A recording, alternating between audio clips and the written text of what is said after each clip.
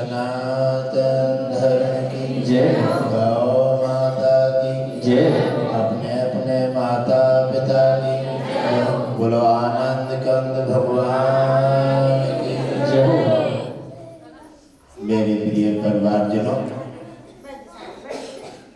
एक सुंदर अवसर आ रहा है। अक्सर कर अवसर को देव अलग अलग भांत के प्रदान करते रहते हैं,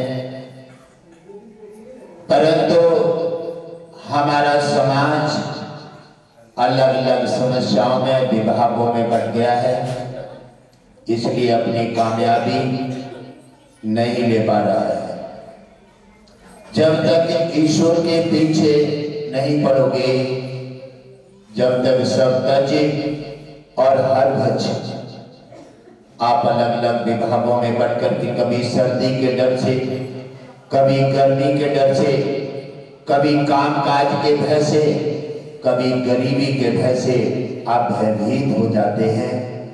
इसलिए सुनहरे अवसर से आप चुक जाते हैं और आपके भाग्य नहीं जग पाते। हमारे गौवंश को काट काट करके और जगह जगह जंगलों में उनको मांस भर भर के और ले जा करके खा करके गुजारा करते हैं।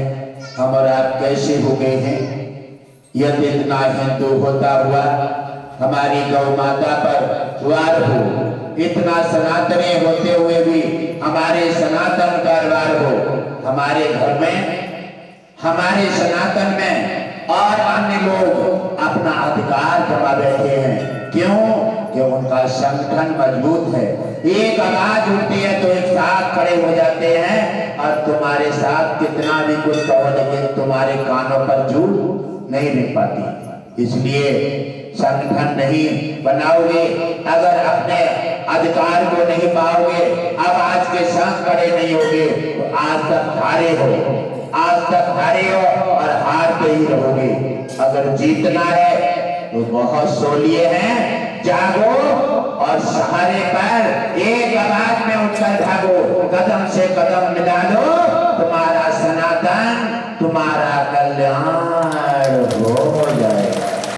शुक्रवार को गुरुदेव ने सभी देवता भगवान विष्णु को आमंत्रित किए हैं कि हे नाथ, आकर के हमारे इन अत्याचार और इन संकटों का निवारण कीजिए, और आपके होते हुए भी हम संकट अगर बर्दाश्त करें तो ये तो बात अच्छी नहीं है। वो कहते हैं इसमें कमी हमारी नहीं, हम तो लगातार बिना पक्षपात बिना भेदभाव के सभी को अधिकार बांटते हैं। जब कोई लेने वाला नहीं है तो फिर मैं क्या करूं?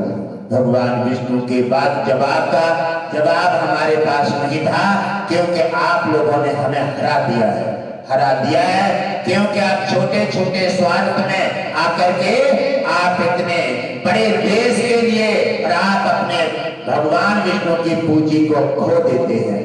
इसलिए मेरे प्यारे देशवासियों, आप उस भारत की मिट्टी हैं जिस भारत के लिए अंग्रेज तरसते तरसते चले गए।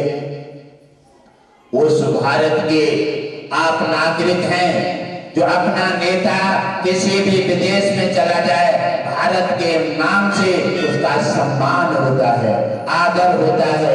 इसलिए आप उस भारत को, लेकिन तुम्हारे पास उस भारत को जगाने के लिए ना समय है, ना पैसा है, ना एकता है और ना तुम्हारे पास कोई जागृति है। इसलिए आज हमारे देश का जो हालात बने हुए हैं और लोगों ने आकर के हमारे देश पर कब्जा जमा लिया है और हमारे घर में हमारी गौ माता को काट कर खा रहे हैं, हमारे घर में अपने मस्जिदें बना करके और हमारे मंदिर तोड़ रहे हैं, हमारे बहन बेटियों को गला का बांध करके दिखा करके और उन्हें दोस्ती के जाल में फांस करके और फिर ले जा करके जब उन्हें पता लगता है कि ये हमारे नहीं है, ये दुष्ट हैं, जब वो उनसे पूछती हैं आपने हमारे साथ में ऐसा क्यों किया, जब उसको लगता है कि ये नफरत का दौर अंकुर फूट रहा है, तब फिर वो इशारे में ले जाता है डाल देता है। फिर भी हमारा सनातन इतना भोला है, उनका मौका देता है। और हमारे सनातन अगर जग जाए, कभी भी मुस्लिम के दुकान से कोई चीज मत खरीदो, आप भूखे बैठे रहो, आप उससे कोई कारोबार मत करो, उससे संपर्क मत रखो, और ये गौ हत्यारों से कोई भी वास्ता मत रखो। क्यों? कि इन्होंने तुम्हारे देश को खोखला बना दिया है, आपकी जड़ें कमजोर कर दी हैं, या जागे नहीं तो आज झेल रहे हो, आगे भी झेलना पड़ेगा। हमारा तुम्हारा बंटवारा हो गया, अपना अपना अधिकार मान लो, उनका और हमारा बंटवारा हुआ। उन्हें मिला पाकिस्तान मुसलमानों को, और हमें मिला हिंदुस्तान। हम और आप अपने हिंदुस्तान में हैं, मंदिर बनाएंगे, सत्संग चलाएंगे, भंडारे करेंगे, गौ माता की रक्षा करेंगे। तो हम कौन होते हमारे देश में अधिकार जमाने वाले? आज तक किसी ने अपना अधिकार मांगा है? सोचा है? आपको खाना मिल गया, खाए और सो गए। आपके गौ माता तुम्हारे खेत में कहीं पर भाग में कट रही है, आपको ध्यान ही नहीं है। जिसके क्षेत्र में जहां अपराध हो रहा है, वो अपराध में तुम सहपाठी हो, तुम्हारा अपराध तुम्हारे सिर पर धारण हो रहा है। आप ये कैसे समझ लेते हैं? भगवान विष्णु कहते हैं कि धरती पर सभी अपराध में भागी हैं, क्योंकि उनके पास पता है, और जो टोटे दे रहे हैं, जिनको अधिकार मिले हैं, और वो अधिकार टोटे का फर्ज नहीं निभा रहे, चप्पे चप्पे पर चौकी है, चप्पे चप्पे पर थाना, और चप्पे चप्पे पर अधिकारी है, फिर भी हमारा गौवंश कटघर पहुंच रहा है। काट काट करके जो गौ हत्यारे, उनका काट करके नेट पे डालते हैं और दिखाते हैं, तुम्हें चैलेंज देते हैं कि देखो हिंदू, तुम इतने गिर गए हो, और तुम हमारा क्या करोगे? ले लो, तुम्हारी गौ माता को काटेंगे और नेट पे दिखा रहे हैं, लेकिन फिर भी तुम कुछ नहीं कर पाए। क्यों? कि तुम्हें संगठन नहीं है, तुम जाति धर्म में बट गए, तुम अपनी व्यवस्था अपने स्वयं बर्बाद कर रहे हो। जाति हमारी एक ही है, हिंदू जाति, धर्म हमारा एक ही है, सनातन धर्म। अगर हम जागे नहीं तो अभी पछता रहे हैं, और ज्यादा पछताना पड़ेगा।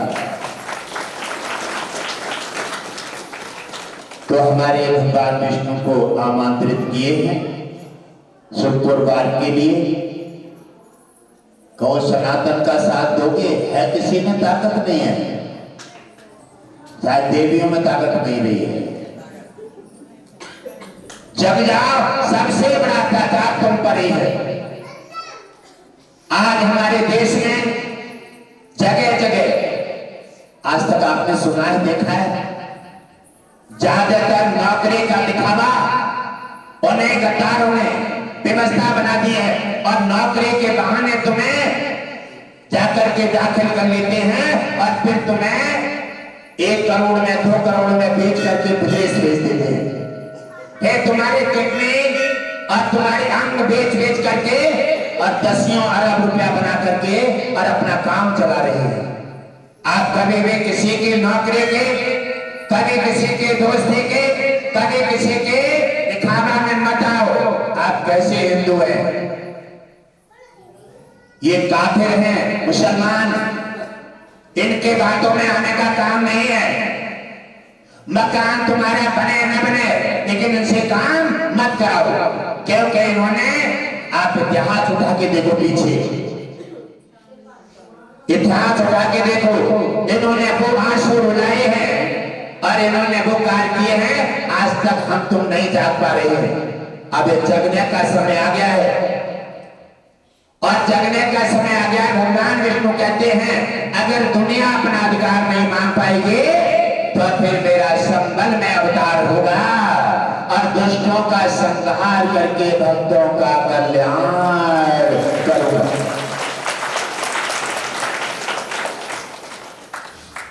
और मैं तो ये कहता हूं कि ज्यादा नहीं, थोड़ा जाग जाओ। जब समय मिल जाए सनातन का, समय आ जाए कहीं रैली का तो घर से बिना चप्पल जूता पैरे निकल पड़ो। क्यों? कि अपना अधिकार मांग लो। आज हमारा जब उनका बंटवारा हो गया, आज हमें मस्जिदें तोड़ करके, मंदिर तोड़ करके उन्होंने मस्जिदें बना दी और आज मस्जिद तोड़ने के लिए हमें साक्ष्य दाखिल करने पड़ रहे हैं सुप्रीम कोर्ट में। सुप्रीम कोर्ट हमारा है, न्यायालय हमारा है, सरकार हमारी है, सनातन हमारा है, गौवंश हमारा है और समाज हमारा है।